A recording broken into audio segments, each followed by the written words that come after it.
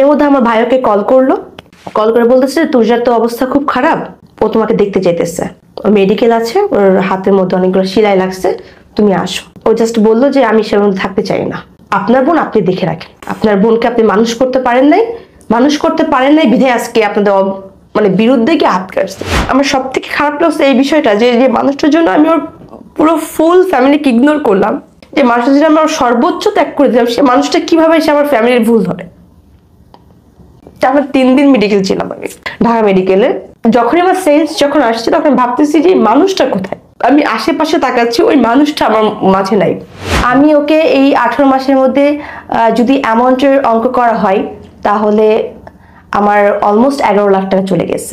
18 মাস প্রেমে 11 লাখ টাকা বয়ফ্রেন্ড নিছে। আরেকটা কথা বলি, ওর 38 নাম্বার গার্লফ্রেন্ড আমি। স্টিল আমি আজও পর্যন্ত তাকে ব্লেম করি নাই যে তোমার জন্য আমার বাবা মারা গেছে, তোমার জন্য আজকে আমার ফ্যামিলি পথে বসতেছে, তোমার জন্য আমি আমার ফ্রেন্ডের ছেড়ে দিলাম। এই কথাগুলো আমি তাকে কখনোই বলি নাই। কেন? সে কষ্ট পাবে। কোনটা মিথ্যার কোনটা সত্য আমি চাই এটা ওইখানে সে যাচাই করুক, যে আমার জন্য তুষার কোনটা করে নাই। একটা মানুষ কোন পর্যায়ে গেলে নিজের ভালোবাসার ব্যর্থতা বা ভালোবাসাহীনতার গল্প বলতে আসে তুর্য, আমি সেটা জানি। আই স ইউ অনলাইনের পরিচিত মুখ, হাজার হাজার লাখ লাখ মানুষ ফলো করে, দেখে, ছবিতে কমেন্ট করে। সেই মানুষটার হাসি খুশি একটা মুখ, যারা কাপল ভিডিও করছে একসাথে, হুট করে বছরখানেক হলো তারা আবার দেখা যাচ্ছে না। আজকে আমি তুর্য আপনার সামনে বসছি, literally you are sad, you are broken, you lost. হইছেটা কি আসলে ভাই? আচ্ছা, আমার হচ্ছে 2022 সালে একটা রিলেশনশিপ ছিল, অ্যান্ড যার সাথে আমার রিলেশনশিপ ছিল সে মিডিয়া পার্সনই, অ্যান্ড আমার শুরু থেকে মিডিয়া পার্সন জড়িত ছিলাম, ইনভলভ। ওর সাথে আমার হুট করে একটা শুটে দেখা হয়ে যায়, কথা হয়। সে আমাকে তখন অফার করেনি, বাট সে আমাকে কয়েকটা দিন অবজার্ভ করে, দেন হচ্ছে সে আমাকে অনেকদিন পরে একটা রিলেশনশিপ অফার দেয়। আমি টাইম নিই। ইভেন এর আগে একটা কথা বলি, আমার তার সাথে সম্পর্ক হওয়ার আগে আমার একটা পাস্ট আছে, যেহেতু সেই পাস্ট এখন ইস্যু না এখানে, সো সেটা আর কথা না বলি। তো সে আমার সমস্ত কিছু পাস্ট জেনে আমাকে অ্যাকসেপ্ট করে। ইভেন তাকে তখন আমি প্রথমবার রিজেক্ট করি, তখন সে আমার থেকে কারণ জানতে চায় যে কেন আমাকে রিজেক্ট করছেন। আমি তাকে বললাম আমার একটা বাজে একটা পাস্ট আছে, তো তখন সে পাস্ট সে অ্যাকসেপ্ট করে। ইভেন আমরা সম্পর্ক তখন কন্টিনিউ করি 18 মাস। এর মধ্যে অনেক ঝামেলা ছিল, তারপর সম্পর্ক আমি কন্টিনিউ করার ট্রাই করে গেছি। ইভেন সম্পর্ক আমি আমার সাইড থেকে এটা ক্যারি করছি অলওয়েজ, তার থেকে একটু মানে ছাড়বো এরকম একটা ভাব ছিল শুরু থেকেই। ওকে, কিন্তু প্রপোজ তো সে করেছে। হ্যাঁ, প্রপোজ সে করছে, আমি তাকে প্রপোজ করিনি।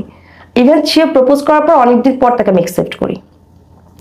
ইভেন রিলেশন শুরু হওয়ার পর আমাদের প্রথমেই ঝামেলা ছিল ওর এক্স কে নিয়ে, যেটা আসলে আমার হওয়ার কথা ছিল। যেহেতু আগেই বললাম আমার একটা পাস্ট ছিল, যেটা আমার হওয়ার কথা ছিল। সো এটা আমার ক্ষেত্রে হয় নাই। তার গার্লফ্রেন্ড হুট করে একদিনকে আমাকে ফেসবুকে নক করে, আমাকে বলে এই ব্যাপার, আপনি আমাদের থার্ড পার্সন। বাট আমি প্রস্তাব দিয়ে প্রেম হইল, প্রেম চলতেছে হুট করে এসে বললো যে আপনি আমার মাঝে থার্ড পার্সন। মানে from the beginning he was doing double timing. লে বেটা, আরে বাপ রে। সো তখন সে আমাকে এসে বলতেছে যে আপু তার সাথে আমার সম্পর্ক, তার মধ্যে তো আমি জানি না। ইভেন যখন সে আমার সাথে রিলেশন যখন করে তখন সে আমাকে বলছে তার ব্রেকআপ হয়েছে অলমোস্ট 9 মাস হয়ে গেছে, তখন সে আমাকে এই কথা বলছে, দেন আমি অ্যাকসেপ্ট করছি। তো পরে গিয়ে আমি জানতে পারি যে এদের সম্পর্ক ব্রেকআপ হয়েছে মাত্র 8 দিন, সেটাকে 9 মাসে নিয়ে চলে গেছে। তো কিছুই মাথায় ঢুকলো না আমার প্রথম এটা হয়নি। ইভেন তাদেরকে একটা সোসাইটি হাজবেন্ড ওয়াইফ নামে চিনতো, রামপুর একটা হাজবেন্ড, তারা ওই মেয়েটা হচ্ছে ঢাকা থাকে, ওই মেয়েটাও মডেল, তার বাসায় তারা হাজবেন্ডের পরিচয় ছিল, একটা বাসা তারা ভাড়া নিছে, তারা লিভিং রিলেশন আছে তার মানে রাইট। ইভেন 9 মাস ছিল তারা সেখানে। ইভেন তাদের একটা সোসাইটি তাদের নামে চিনে যে এরা হাজবেন্ড ওয়াইফ। তো সেখানে আমার মাঝে মাঝে কাজের সূত্রে যাওয়া হতো, আমি যেতাম। বাট আমাকে অনেকেই বলতো যে এটা না এর হাজবেন্ড, তুমি এর সাথে কি করো। আমার ব্যাপারটা খুবই মাইন্ডে লাগতো। আমি তাকে বিয়ে করব, থাকে না, আমি তাকে অনেস্টলি ভালোবাসতেছি, সেখানে আসলে অন্য কেউ কেন তাকে হাজবেন্ড দাবি করবে বা বয়ফ্রেন্ড দাবি করবে? আমি তাদের মধ্যে তো থার্ড পার্সন না, তারা আমাকে বানাচ্ছে, ওকে ফাইন। আমি শুধু সবটা একসেপ্ট করলাম, মানলাম। এই বিষয় নিয়ে আমার যে পার্টনার ছিল তার সাথে আমি কথাও বলছি, সে বললো যে ধুর এক্স হয়ে গেছে, এক্স হইলে পরে কয়েকটা দুর্নাম করেই। আমি তখনও সবকিছু নর্মাল। এর মধ্যে এই যে 18 মাস আমাদের সম্পর্ক ছিল, এই 18 মাসের মধ্যে আমার সাইড থেকে আমি তাকে যথেষ্ট পরিমাণ হেল্প করার ট্রাই করছি, লাইক ফিনান্সিয়াল যে সাপোর্টটা ছিল। ফিনান্সিয়াল হেল্প গার্লফ্রেন্ড কেন করবে? হেল্পটা তো বয়ফ্রেন্ডরা করে জেনারেলি। যেহেতু আমি একটা জব করি, আমার একটা ভালো একটা পজিশন আছে, এটা ওর ছিল না, যেহেতু ও মডেল ছিল, কাজ করে ওরকম ভাবে টাকা পয়সা পেতো না। তো আমার কাছে মনে হয়েছে যে ছেলে বা কেন দিবে, এটা আমার কাছে তেমন ভালো লাগে। ছেলে সবসময় কেন খরচ করবে, মেয়ে কেন না? যদি মেয়ে একটা ভালো একটা পজিশন থাকে, এটা গার্লফ্রেন্ড কই পাওয়া যায়? যাই হোক না কেন, সো আমি ওকে এই 18 মাসের মধ্যে যদি অ্যামাউন্টের অঙ্ক করা হয় তাহলে আমার অলমোস্ট 11 লাখ টাকা চলে গেছে, অলমোস্ট। ইভেন আমি স্টিল নাও এই অ্যামাউন্টের হিসাবটা এখন আমার ফ্যামিলি দিতে পারিনি। দ্যাটস আমার ফ্যামিলিতে একটা পর্যায়ে প্রবলেম হয়েছিল। 18 মাস প্রেমে 11 লাখ টাকা বয়ফ্রেন্ড নিছে, ভাই কই পাওয়া যায় গার্লফ্রেন্ড? Okay fine. সো এর মধ্যে ওর গার্লফ্রেন্ড, আমি যে ওকে খরচ দিতাম, ওর গার্লফ্রেন্ড আমাকে সুগার মামি বলে রাখতো। ইভেন বিলিভ মি, এই সুগার মাম্মি, সুগার ড্যাডি, এই ওয়ার্ডটা আমি ওর থেকেই প্রথম শুনি, অলমোস্ট 2 বছর আগের কথা। তো আমি তখন বুঝতাম কি এইটা আবার কি। তো পরে যে বুঝতে পারলাম যে হ্যাঁ, মেয়েরা যদি কোনো ছেলেকে মানে খরচ দেয়, পালে, এটাকে সুগার মামি বলে, সুগার ড্যাডি বলে। পরে আমি এই বিষয়ে না, আমাকে এত পূর্ণ বিরক্ত করতে, মেয়েটা আমাকে নিয়ে ফেসবুকে প্রত্যেকটা দিন কোনো না কোনো একটা দিনে বাজে একটা কমেন্ট করবে। ইভেন সে আমার টিকটকে এসে আমাকে কমেন্ট করতো, আমার ফেসবুকে এসে কমেন্ট করতো, আমাকে ফোন দিয়ে সে আমাকে মানে বিরক্ত করতো, যেটা আমার কাছে ভালো লাগতো না। ভাই আমি কাজ নিয়ে ব্যস্ত থাকি, আমার ফিলিংস যদি রাইট থাকে, ওকে ফাইন, ওকে আমি চিনি না। তো আমি চাচ্ছিলাম না কোনোভাবে যে আমাদের মধ্যে ও থার্ড পার্সন সে ঢুকে একটা গ্যাঞ্জাম সৃষ্টি করে দিই। ইভেন এই সম্পর্ক শুরু হওয়ার আগে তার যত ফ্রেন্ড যারা ছিল, তার রিলেটিভ যারা ছিল, বা তার কলিগ যারা ছিল, তা আমাকে সবাই একটা কথাই বলতো যে তোর যা এই সম্পর্ক টিকবে না। বলতে দেখবা 2 মাস পর দেখবা চলে গেছে, বা 2 মাস পর দেখবা যে ও কোথাও না কোথাও একটা মানে অন্য একটা মেয়ে খুঁজে নিবে। তো আমার সব থেকে বড় ভুল ছিল এইটা, যে কোনো মানুষ কনফিডেন্সের কথা বলতেছে আর সেই কনফিডেন্সটাকে আমি মানে ওদের থেকে কেড়ে নিতেছি যে না, ও যাবে না, ও থাকবে। ইভেন এই কথাটা আমার মা আমাকে ড্যাম শিওর দিয়ে বলছে যে ও থাকবে না, ও যদি ভালোবাসে, ও তোমার টাকাকে ভালোবাসে, ও তোমার পজিশনকে ভালোবাসে, তোমাকে না। তো এই কথাটা আমি কখনোই বিলিভ করতাম না। আমার কাছে মনে হতো মা হয়তো আমার ক্ষতি চাইতেছে। একটা পর্যায়ে এরকম হয়েছে যে মার সাথে আমার ভালো সম্পর্ক নষ্ট হয়ে গেছে। মার সাথে বাসায় গেলে আমার কথা হইতো না, আমি কথাই বলতাম না আম্মুর সাথে, তোমার সাথে কোনো কথা নেই। আবার এ করতে করতে আমার যে বড় বোনের সাথে আমি ছোট থেকে বড় হয়েছি, ওর বাসায় আমার যাওয়া হতো না। ওর বাসায় গেলে পরে আমাকে আমার বোন কান পড়া দিত। কান পড়া বলতে লাগে আমাকে, যে বলতো যে ওর সাথে রিলেশন কন্টিনিউ করিস না, ও ভালো না, এটা সেটা। ইভেন আরেকটা কথা বলি, ওর 38 নাম্বার গার্লফ্রেন্ড আমি।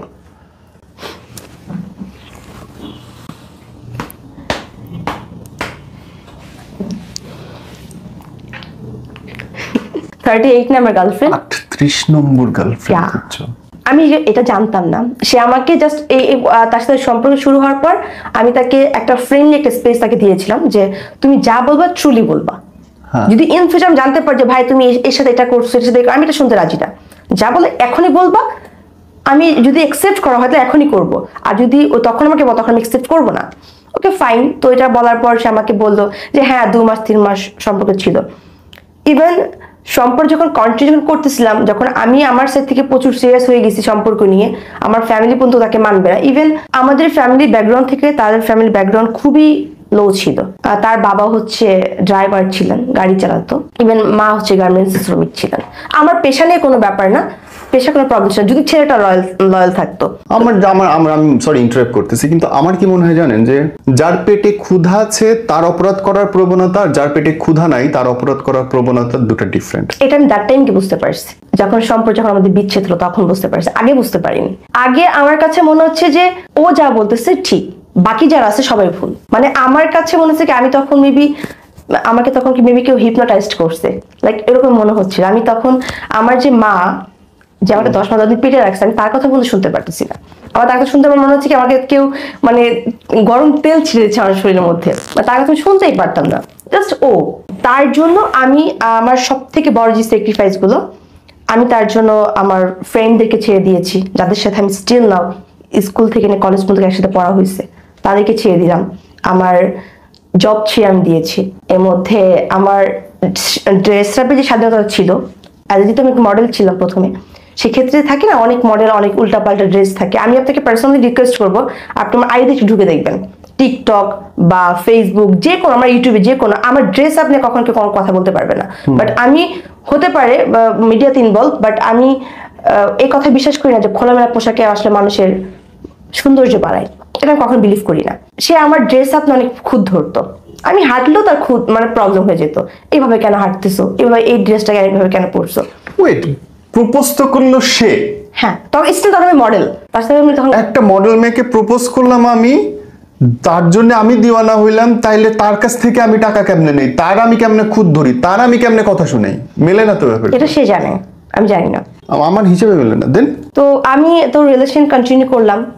এর মধ্যে ওই যে ওর গার্লফ্রেন্ড যে, সে আমাকে রীতিমতো আমাকে সে পাগল করে ফেলতেছে আমাকে, যে তার কথা হচ্ছে যে কোনোভাবেই সেই সম্পর্ক কন্টিনিউ করতে দিবে না, সে ভেঙেই দিবে সম্পর্ক।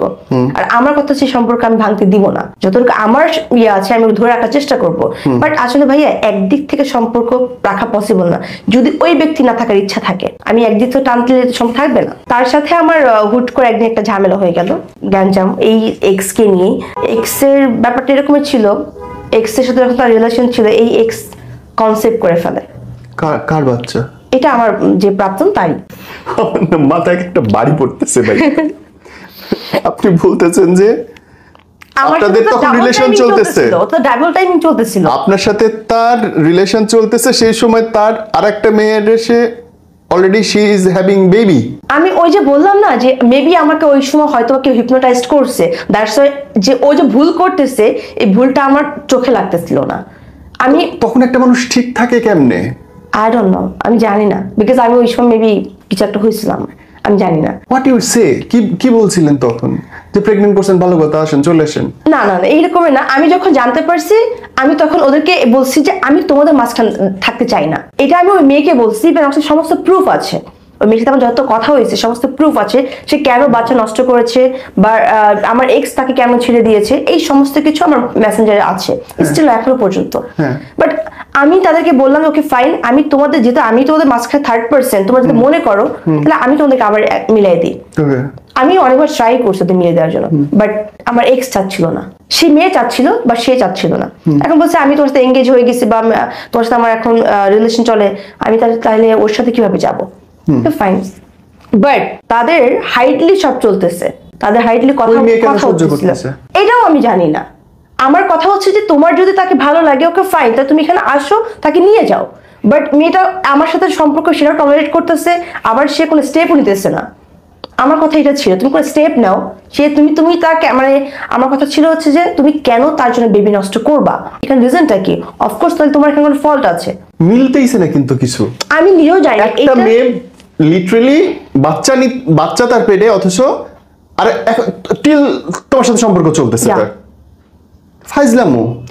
আমার সাথে সম্পর্ক শেষ হয়ে গেল, এইটার মধ্যে কিন্তু ওরা কিন্তু আবার ইনভলভ হয়েছে, আমাদের সম্পর্ক শেষ। সম্পর্ক শেষ হওয়ার পরে ইভেন তারা স্টিল না, এখন পর্যন্ত তারা একসাথেই থাকে। দেন হোয়াট ইউ আর, তুমি কি? জানি না। আমি যে বললাম না সম্পর্ক ভেঙে যাওয়ার মূল কোনো কারণই আমি জানি না, সে আমাকে কোনো কারণ দেখাইতে পারে না। যখন বেবি পেটে আসলো, দেন হোয়াট ওয়াজ ইওর রিঅ্যাকশন? আমার রিঅ্যাকশন কিছু ছিল না। ইভেন আমার যে এক্স ডে ছিল প্রাক্তন, ওরও কোনো ছিল না। ও একটা ট্যাবলেট এনে দিয়েছে, মেডিসিন খাইছে, ব্যাস শেষ, the finish, the end of a story. এটা এখানেই শেষ। তারপর আবার you guys are having good relationship again. ওই যে ওখানে আমাদের একটা ফাটল তৈরি হলো, কেউ কাউকে ট্রাস্ট করতেছি না। আমার থেকে সহজে ইজিলি ভাবে ওর প্রতি সেই ট্রাস্ট আসতেছে না। কিন্তু তারপর একসাথে আসি, একসাথে ঘুরতেছি, খাচ্ছি। ওই যে বললাম না মানুষের কথা শুনে, যে মানুষ বলবে না যে সম্পর্ক শেষ হয়ে গেছে এটা সেটা, আমি তো আসলে ওইভাবে মানুষকে রিভিল করতে পারতেছি না যে আসলে ও এইটা করে। যেখানে আমি মানুষকে বলে আসছি সম্পর্ক ভাঙবে না, আর মানুষ বলে আসছে সম্পর্ক ভেঙে যাবে, সেখানে আমি আসলে চাই না যে ওদের কথা সত্য হয়ে যায়। আমি সম্পর্কে সম্মানের সাথে কন্টিনিউ করার ট্রাই করছিলাম, বাট ও চাচ্ছিল না। মাঝে আমাদের একটা ব্যাপারে ঝগড়া হলো ওই মেয়েটাকে নিয়েই, ঝগড়া হওয়ার পর ওর সাথে আমার অলমোস্ট এই 18 মাসের মধ্যে এই ফার্স্ট টাইম লং 22 দিন দেখা হয়নি ওর সাথে আমার। এছাড়া 18 মাসের মধ্যে ওর সাথে আমার একদিন দুদিন পর মিট হচ্ছে, 3 দিন আমি যেতে দিইনি কখনোই, আমি মিট করতে অফিস শেষ করে মিট করতেছি, বাট এই ফার্স্ট টাইম ওর সাথে আমার 22 দিন মিট হয়নি। তোকে ফাইন, ও বাড়ি চলে গেল। বাড়ি যাওয়ার পর আমি একটু পাগলামি করছিলাম, বিকজ আমার লাইফে ফার্স্ট টাইম আমি স্লিপিং মানে মেডিসিন খাই, ইভেন একসাথে 27টা মেডিসিন, 27। ইভেন তখন আমার ওইভাবে কোনো রিয়াকশন দেয়নি, আমি জাস্ট ওই মোমেন্টে গিয়ে আমার যে শেপ করে যে ইয়াগুলো থাকে ওইটা দিয়ে আমি হাতের মধ্যে 7-8টা পোজ দিয়েছিলাম। ও আমাকে যে ইগনোর করতেছে, এই ইগনোরটা কেন নিতে পারতেছিলাম না, মানে কেন, মানে আমার মা যেখানে আমাকে বলতেছে সম্পর্ক থাকবে না, তুমি সম্পর্ক থেকে বের হয়ে যাও, কষ্ট তুমি আগে মানে ও তোমাকে কষ্ট দেওয়ার আগে তুমি এখানে বের হয়ে যাও, আমি আমার তো শুনতেছি না। বাবা একই কথা বলতেছে, বোন একই কথা বলতেছে, ফ্রেন্ড যারা আছে তারাও একই কথা বলতেছে যে ছেলেটা প্লে বয়, ওকে ছেড়ে দাও। তো আমি তো সবাইকে বলতেছি যে আমি 38 নাম্বার গার্লফ্রেন্ড, এটা বলা পসিবল না, মানে আমার কাছে এটা কারোর পক্ষে পসিবল না যে যাকে ভালোবাসে। তো আমি চাচ্ছিলাম না যে মানুষটাকে ছোট করে নেগলেক্ট করে কোনো কথা বলি, আমার সাথে আমিই তো ভালোবাসি, আর আমি সবকিছু জেনে একসেপ্ট করছি। ইভেন এমন মোমেন্টে গিয়ে জানতে পারছি তার এই সব গার্লফ্রেন্ডের কথা, অলমোস্ট তার সাথে আমি মানে সবকিছু ইনভলভ হয়ে গেছি। Physical, mental? No, not physical. So আমি তাকে ভালোবাসি, তাকে আমার লাগবে, আমি জাস্ট এতটুকুই জানি। সরি ফর দ্য আস্কিং, এভাবে জিজ্ঞেস করছি, আমার মনে হচ্ছে যে you guys don't have physical relationship, right? না। তার মানে কি এই অপূর্ণতাটা সে ওই মেয়েটা আমার থেকে পাচ্ছিল না? আপনার থেকে পাচ্ছে না বলে সে তার সাথে গিয়ে শুইলো? হতে পারে এমন, আমাকে প্রচুর প্রেশার দেওয়া হতো এই বিষয়টা নিয়ে, যে গার্লফ্রেন্ড হতেই পারে, কেন হবে না, হইলে সমস্যা কি, একবার সময় বিয়েই করবো, এটা একসময় বলা হতো। তো আমি এটা আসলে একসেপ্ট করতাম না। তো হ্যাঁ, তবে ভালো বন্ডিং ছিল আমাদের, মানুষ দেখলে আসলে বলতে মানে বুঝতে পারতো, বাট ওরকম কিছু আমার মধ্যে ছিল না। ওর সাথে আমার যে গ্যাঞ্জামটা ঝগড়া হলো, ঝগড়া হওয়ার পর ও গ্রামে চলে গেল, আমি বাসাতে একটা ঝামেলা হইতেছিল আমাদের, আমি মানে সিদ্ধান্ত নিলাম যে আমাকে এত ইগনোর করতেছে, যদি by any one chance breakup হয়ে যায়, মার কথা আমি টলারেট করতে পারবো না। ওই যে মার কথা সত্য হয়ে যাবে, বন্ধুর কথা সত্য হয়ে যাবে, কারণ একটা মানুষের জন্য আমার চাকরি ছেড়ে দিছি, ফ্রেন্ড ছেড়ে দিছি, আমার নিজের ড্রেসের স্বাধীনতা ছেড়ে দিছি, আর কি বাকি আছে? চাকরিও? হ্যাঁ, ওর একটা কথার উপর আমাকে এইভাবে কথাটা বলছিল। একদিন রাতের মধ্যে, প্রায় রাত অলমোস্ট 12:30 প্লাস বাজে ধানমন্ডিতে, তখন আমাকে জিজ্ঞাসা করতেছে যে তুর্যা তুমি চাকরি করবে না হলে আমাকে বেছে নিবা। আমি ইভেন স্টিল আমি আপনাকে আরেকটা কথা বলি, স্টিল এখনো পর্যন্ত সংসারটা আমার উপর চলে। আমার বাবা একজন কিডনি পেশেন্ট, উনার কিডনিতে প্রবলেম হয়েছে। আমার ভাই উনি কিছু আপাতত করছে না। আমার মা, সেও বাসায় বসা, পুরো সংসারটা আমি চালাই। আমি ওই মুহূর্তে জানতাম না যে আমি চাকরি ছেড়ে দিলে আমি পরের দিন খাবো কি, বাট ওকে ভালোবাসি দেখে ওর একটা কথার উপর আমি চাকরিটা ছেড়ে দিচ্ছি। আমার চাকরি দরকার নেই, ওকে লাগবে আমার, আমি নগদ চাকরি ছেড়ে দিচ্ছি। স্যারকে ওর সামনে ফোন দিচ্ছি, স্যার আমি কালকে চাকরিতে আসতে পারবো না। সে আমাকে বারবার ফিরে আমাকে ফোন দিচ্ছে। ইভেন ও প্রচুর টক্সিক ছিল, প্রচুর বলতে প্রচুর। আপনার সাথে আমি হেসে কথা বলতেছি, ভাল লাগবে না। একটা মানুষের যার মা বাবাকে দেখতে হচ্ছে, ভাইকে দেখতে হচ্ছে, রাত বিরেতের খাবারের ব্যবস্থা করতে হচ্ছে, সে বয়ফ্রেন্ড বললো আর তার জন্য আমি চাকরি ছেড়ে দিব? এতখানি অবিবেচক হবে নাকি একটা মানুষ? তাকে আমি চাইতাম ওই সময় প্রচুর, দ্যাটস ওয়াই প্রবলেমটা হয়েছে।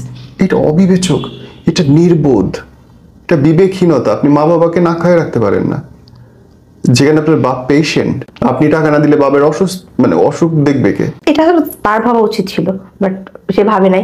সে তো না ভেবে কথাটা বলছে আমাকে, ওই সময় প্রেশার দিচ্ছিল আমাকে প্রচুর, চাকরি ছাড়তে হবে নাহলে তাকে ধরতে হবে যে কোনো একটা। আমার কাছে মনে হয়েছে যে তাকে যদি আমি বিয়ে করি, আমার তো একটা না একটা সময় এই দায়িত্ব থেকে সরে আসতে হবে। হয়তো সেই দায়িত্ব আমার ভাই নিবে, নাহলে আমার মা নিবে, নাহলে আমার বোন আছে। সে এখন কে নিবে? এখন তো কেউ নাই। এখন কেউ নেই, আমি তো এখন আছি স্টিল নাও। তো এখন আমি কেমনে ছেড়ে দিব হাত ওদের? তখন জাস্ট মনে হয়েছে ওকে ফাইন, ও থাকলেই হবে, আর কিছু লাগবে না। তো চাকরি ছেড়ে দিলাম। আমার আজকে এখানে যতটুকু আসতে পারছি, এর পিছনে আমার একটা হাইট পার্সন আছে, বলতে পারেন সুপারম্যান আমার কাছে, যেটা আমার বাবাও আমার কাছে না। ওর জন্য আজকে এখানে আমি আসছি। যদি আজকে আমি ভালো থাকি বা ডাল ভাত যদি খাই, একমাত্র ওর জন্য। ওর সাথে আমার বন্ডিংটা এত ভালো ছিল। ও ওই ওই মানুষটাকে নিয়ে এত নেগেটিভ কথা বলতো বা এত সন্দেহ করতো, আমার সাথে ভাইয়ার সর্বোচ্চ 2 মিনিট করে কথা হইতো, ভাইয়া কোথায় আছিস, কেমন আছিস, খাইছিস কিনা, জাস্ট কথা 4-5টা কথা হতো। আমি ভাইয়ের সাথে ভিডিও কলও কথা বলতাম না। আমি বলতাম আমার বয়ফ্রেন্ড আছে, এর সাথে কথা বলতে ও সন্দেহ করবে। আমি বলবো যে আমার মার পেটের যে ভাই আছে সেও আমার যতটুকু করে নাই, যতটুকু ওই ছেলেটা আমার যতটুকু করছে। ইভেন সে আমার মোস্ট সিনিয়র, অলমোস্ট আমার মার সিনিয়র, সে 40 বছর মতো এরকম বয়স হবে। তো আমাকে সাইড থেকে এতক্ষণ সাপোর্ট দিত, আমি যা করতাম বোন এটা কর। এবার আমাদের বাসায় তার আসা যাওয়া ছিল, মানে ফ্যামিলিগত সম্পর্ক ছিল। প্রথমত ওই লোকটা আমার বাবাকে চাকরি দিছে, আমার ভাইয়াকে চাকরি দিছে। আমি ভাইয়া চাইলেও কখনোই ঋণ শোধ করতে পারবো না।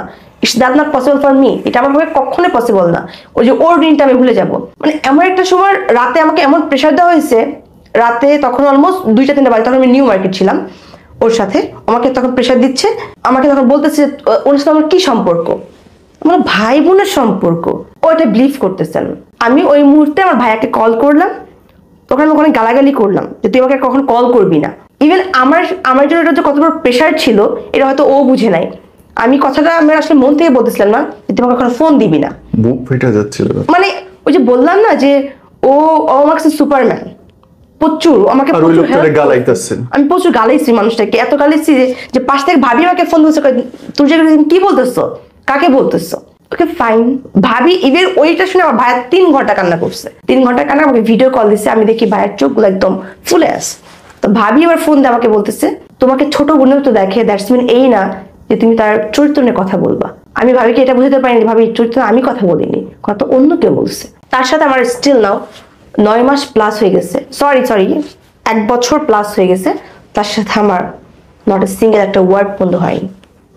ইভেন এই মানুষটা আমার এত ভালো একটা সম্পর্ক ছিল, যদি কখন সে জানতে পারছে যে ভাই আমি নখ কাট থেকে আমার হাতের একটু মাংস উঠে আসছে, ভাই ওই দোকান থেকে আমাকে এসে মানে বকা দিত, বাসে বকা দিত, নখ কাটছে কিভাবে। সেই মানুষের সাথে আমি মাঝে হসপিটাল শুয়ে থাকলাম, আমি মৃত্যুর সাথে পাঞ্জা লড়তেছি, আমার ভাই আমাকে দেখতে বন্ধু আসে নাই। এই কষ্টটা কাউকে শেয়ার করার মতো না, সে কেন আসলো না। হসপিটাল, হ্যাঁ এটাতে যাচ্ছি। আমি এটা চলে গেল, ওকে ফাইন। তার সাথে যে আমি আরেকটা কথা বলি, আমাকে একজন মেয়ে বলে ডাকছিল, তার আপনি হয়তো তাকে চিনবেন, জয় মাহমুদ নাম করে, সিনিয়র রিপোর্টার বিটিভির। আমার বাবা ওনাকে পছন্দ করতো না, আমার যে প্রাক্তন তাকে পছন্দ করতো না। বাবা আমাকে বলতেছিল, ওদের আমার বার্থডে ছিল, বাবা আমাকে বলতেছে যে বলো তোমার কি লাগবে। তা আমি বললাম যে বাবা আমার কিছু লাগবে না, আমার তো লাগবে ওকে। আমি বাবাকে ভাবছি যে ওকে ফাইন, তাহলে বাবাকে যদি বলি তাহলে এই কথাই বলো যে ওকে আমার লাগবে। তো বাবাকে যখন কথা বললাম যে বাবা আমার কিছু লাগবে না, আমার ওকে লাগবে, তো বাবা তখন একটা রিয়াকশন দিয়ে বললো যে আমি ওকে দিব না, জীবনও ওকে মানবোই না। ওই যে ব্যাকগ্রাউন্ড থেকে জায়গা থেকে বলছে, ওকে ফাইন। তো স্টিল ওই মানুষটার সাথে মানুষটা মারা গেছে। মানুষটা ওই দিনকে আমাকে ব্লক করলো। ওই যে যেদিনকে বাবার সাথে চিলাচিলি করলাম, বাবাকে আমি একটা গালি দিছিলাম যে পালক মেয়ে তো, এটার জন্য মানে দায়িত্ব বোধ নাই। আর সে আমার একটা কথা বলছে, নিজের মেয়ে না তো, তার সাথে আজকে আমার কথা শুনলি না। এই কথাগুলো বলার পর মানে উনার না, আমি এখন ফিল করতে পারি যে উনার এই কথাটা কোথায় গিয়ে লাগছিল। যে মানুষ সবকিছু করতেছে, আমি বিছানায় যেতে আমাকে খাইতে না হয়, আমি ডাইনিং টেবিলে খাবো, সেই ডাইনিং টেবিল আমার বাসায় কিনে পাঠিয়ে দিতেছে। আমি আমার ফ্যানে গরম লাগে, বাবার সাথে একবার বলছি বাবা আমার গরম লাগতেছে, এসি কিনে পাঠিয়ে দাও, এসি কিনে পাঠিয়ে দিচ্ছে। তো ওই মানুষটাকে আমি যে কোথায় যে হার্ট করছি, এটা আমি দ্যাট টাইম গিয়ে বুঝতে পারছি, তখন বুঝতে পারি। ওই মানুষটা আমাকে তখন ব্লক করলো, 8 মাস পর জানতে পারি he is more. O my god. যখন জানতে পারলাম যে সে মারা গেছে, আমি তো লাস্টটা পর্যন্ত দেখতে পারিনি। আমাকে কেউ জানাই নাই যে মানুষটাকে আমি ভালোবাসি, যে মানুষটাকে পছন্দ করি, আজও পর্যন্ত তাকে আমি কখনো ব্লেম দিই নাই যে তোমার জন্য বাবা মারা গেছে বা তোমার ইস্যুতে করে আমি আমার বাবাকে দেখতে পারিনি। এটা আমার কাছে খুব বড় একটা প্যাজেল ছিল। আমি ওকে বুঝাইতে পারি নাই যে তোমার জন্য আজকে আমি বাবাকে দেখতে পারি নাই। যখন শুনতে পারলাম যে সে আর নেই, জাস্ট 2টা কথা বলছিলাম, বাবাকে নিয়ে পোস্ট করছিলাম যে শেষ দেখাটা হয়তো হইল না। এই কথাটা নিয়ে আমি 8.5 ঘন্টা কান্না করছিলাম যে মানুষটাকে কেন দেখতে পারলাম না। স্টিল আমি আজও পর্যন্ত তাকে ব্লেম করি নাই যে তোমার জন্য বাবা মারা গেছে, তোমার জন্য আজকে আমার ফ্যামিলি পথে বসতেছে, তোমার জন্য আমি আমার ফ্রেন্ডের ছেড়ে দিলাম, তোমার জন্য আমি চাকরি ছেড়ে দিলাম, এই কথাগুলো আমি তাকে কখনোই বলি নাই কেন, সে কষ্ট পাবে। আমার এমন মোমেন্ট ওর সাথে গেছে যে আমার কাছে, আমার তো চাকরি চলে গেল, বাবাই আমার কাছে এমন একটা মানুষ ছিল, বাবাকে বলতেছি যে বাবা আমার একটা পিজা খেতে ইচ্ছা করতেছে, পিজার দাম সর্বোচ্চ 700-800 টাকা দাম, সে আমাকে 10,000 টাকা পাঠিয়ে দিচ্ছে। ওই মানুষটা চলে গেছে, এই এই মিসিং ব্যাপারটা কখনো আর পাই না, যেটা আমি এখন চাই যে আমি বাবাকে বলবো বাবা আমার পিজা খেতে ইচ্ছা করেছে, টাকা পাঠিয়ে দাও, ওই কলটা আসতেছে না। ওই মানুষটাকে ব্লক করলো, আজ পর্যন্ত তার সঙ্গে আর কথা হয়নি, কথা হবে কোথায়, আল্লাহ নিয়ে গেছে, কথা আর কোনো বয়ে নাই। কতখানি ব্যথা বুকের মধ্যে নিয়ে গেছে তুর্য জানি না, মানে আমি ওনার কাছে মানে এতটাই প্রিয় ছিলাম, আমাকে সে 3 বার আমাকে কল করে জিজ্ঞাসা করতো আমার খাইছো কিনা। আর সেই লোকটা একবারও কল করতে পারতেছে না, গলা শুনতে পারতেছে না। আমি তারপর কখনো এই বিষয়ে কোনো অভিযোগ করিনি তাকে, বাট আমি একটা সময় গিয়ে মিস করতেছি যে এই মানুষটা আমার লাইফে নাই। খারাপ লাগতেছে, কষ্ট লাগতেছে, কিন্তু ওরে কিছু বলতে পারতেছি না, কারণ ওরে বলে ওর খারাপ লাগবে। আমি মানে ঘরেও কিছু বলতে পারতেছি না, ওই যে আমার মা আমাকে ব্লেম দিতেছে। ইভেন আমার জন্য যদি কেউ স্টক করে থাকে, স্টক করে মারা যায়, এরকম একটা মানে সিচুয়েশন, আমি জানি না আমার কি করা উচিত, বাট আমি ওই সময় করছি। আমি এই যেমন আমাকে সবাই বলে, গ্রামে গেলে আমাকে সবাই বলে, বা আমার বাবা মা সবাই আমাকে বলে যে তোর জন্য একটা মানুষ মরে গেছে। এই যে একটা বোঝা, এই কথা একটা বোঝা, এটা আসলে আমি অলমোস্ট গত 10 মাস ধরে আমি টলারেট করতেছি যে আমার যে বাবাটা মারা গেছে। বড় বোনে একটা বাচ্চা আছে, ওটা আমি এতটাই ভালোবাসি যে ওকে না দেখলে আসলে মানে থাকাটা পসিবল না আমার পক্ষে। ওকে ছোট থেকে আমি পালছি বাসায়, বোনের বাসায় গেলে ওকে অনেক কথা হতো যে ওকে ছেড়ে দে, এটা সেটা, আমাকে অনেক কান পর দিত, কারণ তারা জানে দ্যার ইজ নো যে ও ঠিক না। যখন জানতে পারছি যে ওর 38 নাম গার্লফ্রেন্ড, আমি এরপর থেকে আরো আগে না, তা চাচ্ছিল না। আমার বোনের সাথে আমার একটা গ্যাপিং সৃষ্টি হয়ে গেছে, যেটা আমি কখনোই চাইনি। বোনের বাসায় যাচ্ছি না, বোনকে দেখতে যাচ্ছি, আমার বোন আমাকে ফোন দিয়ে কান্নাকুটি করে যে আমার বিয়ে হয়ে গেছে, আমার বোন আমাকে দেখতে আসতো, এখন আমাকে দেখতে আসে না। তো বোনের অভিযোগ বাড়তে থাকলো, মার অভিযোগ বাড়তে থাকলো, তুমি ঘরে টাকা দিচ্ছ না, ঘরে সংসার মেনটেন করতেছো না, করবো কিভাবে? ওর বাসা ভাড়া, ওর ইউনিভার্সিটি খরচ, ওর মানে এভরিথিং, পোশাক আশাকের খরচ, সবকিছু না ম্যানেজ করতে পারছিলাম, হচ্ছিল না আমার পক্ষে। তখন অলরেডি তখন জবলেস, কিভাবে পসিবল? আমার যতটুকু টাকা অ্যামাউন্ট যত জমা ছিল, আমি ওটা দিয়ে টুকটাক সংসার চালাচ্ছি, বাট ওইটা আমার জন্য খুবই টাফ ছিল ওই মোমেন্টে গিয়ে। ওকে ফাইন, আমার ওর সাথে এমন মোমেন্ট চলে গেছে যে আমার কাছে টাকা নাই, আমি আমার বাসা থেকে লালবাগ থেকে আমি ধানমন্ডি আপনার রবীন্দ্র সরোবর ওখানে হেঁটে আসছি। তারপর কখনো বুঝতে দিই না যে আমার কাছে টাকা নাই। আমি যেমনি হোক টাকা ম্যানেজ করে, মার থেকে হোক বাবার থেকে হোক, যেমনি ম্যানেজ করে হোক না কেন, ওর সাথে মিট করতে আসছি, বাট কখনো 1 দিনের 2 দিনও করতে দিই না যে 2 দিন পর মিট করবো, এখনই মিট করতে হবে। মানে ওই মুমেন্ট আমার একটা মানসিক শান্তি ছিল যে ওকে আমার দেখাই লাগবে, সেটা মিট করতেই হবে, মিট না করলে ভালো লাগবে না। ওই সময় ঘরটা খুব বিরক্তকর মনে হইতো যে আমার একটা মানুষ মারা গেছে, তার প্রেশার আমাকে দিতেছে, সংসারের প্রেশার আমাকে দিচ্ছে, সে ভালো না সেটা প্রেশার দিচ্ছে, এত প্রেশার আসলে ওই একটা মানুষ টলারেট করা পসিবল ছিল না। আমার ওর সাথে অনেক ভালো মোমেন্ট আছে, খারাপ মোমেন্ট আছে। ভালো মোমেন্টের মধ্যে কিরকমের, ওর মাঝে একবার 23 সালে বার্থডে, ওই বার্থডেতে আমার কাছে মনে হয় যে আমার লাইফে যদি কখনো কারোর জন্য আমি এত কষ্ট করে থাকি, তাহলে একমাত্র এটা ওর জন্য। একটা মানুষের বার্থডে নিয়ে এত প্ল্যানিং থাকতে পারে, সেটা আমি মানে পরে গিয়ে বুঝতে পারছি যে মানুষ ভাই এত ক্রেজি হয় কিভাবে। তো আমি ওর বার্থডেতে গিয়ে, মানে ওর বার্থডেতে ও কি পরবে, কি খাবে না খাবে, সবাই কি খাবে, এটা মানে ঠিক করে রাখছিলাম। তো আমার হাতে আমার একটা ফ্রেন্ড ছিল, ওকে নিয়ে আমি আপনি হয়তো চিনবেন, রূপ টাওয়ার হচ্ছে আপনার লঞ্চ টাইপের একটা রেস্টুরেন্ট আছে না ধানমন্ডিতে 32-এ, ওইখানে আমি ওর বার্থডে পালন করি। ওইখানে আমি ওই সময় আমার কাছে টাকা ছিল না, ওই সময় আমি আমার ভাইয়ের থেকে, দুলা ভাইয়ের থেকে টাকা হলত নিয়ে ওকে একটা ফোন অ্যান্ড হচ্ছে একটা ওয়াচ, হ্যাঁ একটা ফোন একটা ওয়াচ, ইভেন একটা রেস্টুরেন্টের টোটাল অ্যামাউন্ট সবকিছু মিলে আমার মেবি 2.5 লাখের উপরে খরচ হয়েছিল। রাইট না, এখন পর্যন্ত আমি দুলা ভাইয়ের টাকাটা পরিশোধ করিনি, সেটা চলে গেছে। আমি এখন পর্যন্ত তার ঋণটা বহন করে যাচ্ছি, তাকে দিইনি। অর্ধেক যদিও 80% দেওয়া হয়ে গেছে, বাকিটা এখনো আছে, বাট এখন শোধ হয়নি, সেটা বললাম আর কি। একটা মানুষ ওই দিন কি খাবে, ওই দিন কি পরবে, তার হেয়ার স্টাইল কি হবে, মানে তার জুতার কালার কি হবে, সবকিছু আমি চুজ করেছি। ইভেন স্টিল আমি 21টা রেস্টুরেন্ট বের করেও একটা রেস্টুরেন্ট বের করছি যে কোথায় স্পেস আছে বড়। ইভেন ওর কোনো বন্ধুর সাথে ওর কোনো ভালো সম্পর্ক ছিল না, আমি এমনভাবে প্ল্যানিং করছি ওর সব বন্ধুকে আমি একটা গ্রুপে আনাইছি যে ভাইয়া আপনার জাস্ট ঘর থেকে বের হবেন যেন ও না জানতে পারে যে আপনি এখানে আসতেছেন। ও আমি জাস্ট সারপ্রাইজিং দিয়ে দিলাম। ওর সাথে ওর বন্ধুদের যে সম্পর্ক খারাপ ছিল বা ভালো ছিল না, আমি এটা অলওয়েজ মেনটেন করতাম। ও যে ব্যাচেলার থাকতো, আমার বাসা থেকে আমি ওকে 1 দিন 2 দিন পর পর খাবার পাঠাতাম, সর্বোচ্চ 1 দিন 2 দিন ওকে খাবার পাঠাতাম। আমি কখনো একটা ফিল করতে দিতাম না ভাই তুই ব্যাচেলার থাকিস, কখনোই ফিল করতে দিতাম না। যখন দেখছি ভাই ও আলু ভর্তা খাইতেছে, আমি নিজেও আলু ভর্তা বানাই খেয়েছি। কখনো আমার বাসায় গরু মাংস মুরগি মাংস আমরা কখনো খাইতাম না, দরকার নেই, প্রয়োজন নেই। ওই জিনিসটা মধ্যে মেনটেন করতাম। বাসায় হাজার ভালো কিছু রান্না হোক কখনই খেতাম না।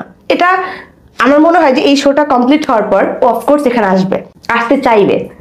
সো যদি ও এই বিষয়গুলোকে যদি অস্বীকার করে তাহলে আসলে কিছু বলার কিছু নাই, অনেক কিছু অলরেডি অস্বীকার করে ফেলছে। বিকজ আমার নিজেরও তার কাছে জানা আছে যে 18 মাসের সম্পর্কে যদি 13-14 লাখ টাকা একটা মানুষ নেয়, তার জন্য খরচ হয়, মানে তাহলে পুরুষত্বে না আঘাত লাগতেছে জিনিসটা। অ্যাজ এ ম্যান আমার কাছে জিনিসটা মানে লজ্জা লাগতেছে, না এটা হইতে পারে না।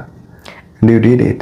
ব্যাপারটা এরকম না যে ও আমার থেকে চাইছে আমি দিছি। ইভেন ওই সময় টাকা ছিল, ওই সময় একটা সাপোর্ট পেতাম, আব্বু দিচ্ছে, জব পাচ্ছি, জব থেকে আসতেছে, ভাইয়া দিচ্ছে, একটা সাপোর্ট আমার ছিল এই টাইমে। Understood. আমার ওই সময় আসলে তখন গায়ে লাগতো না টাকাটা ওর পিছনে খরচ করতে।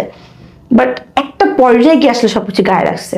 একটা মানুষকে আমি 18 মাস টাইম দিলাম চেঞ্জ হওয়ার জন্য, চেঞ্জ হওয়ার জন্য, যে আসলে সে চেঞ্জ হোক। Even if you don't mind, যদি এই কথা এভাবে বলা যায়, তাকে বাস্কেট থেকে উঠায় এনে একটা সুন্দর একটা পরিবেশ দিছিলাম, বাট সেটা সে ডিজার্ভ করে না, সে কখনই করতো। ইভেন তার প্রত্যেকটা ফ্রেন্ড আমাকে দেখে বলতো যে ভাই আপনি চেঞ্জ করলে কিভাবে, আপনি ওর আরো 2 বছর আগে পিছিয়ে দেখলে আপনি বুঝতে পারবেন, কিচ্ছু করতে পারতো না।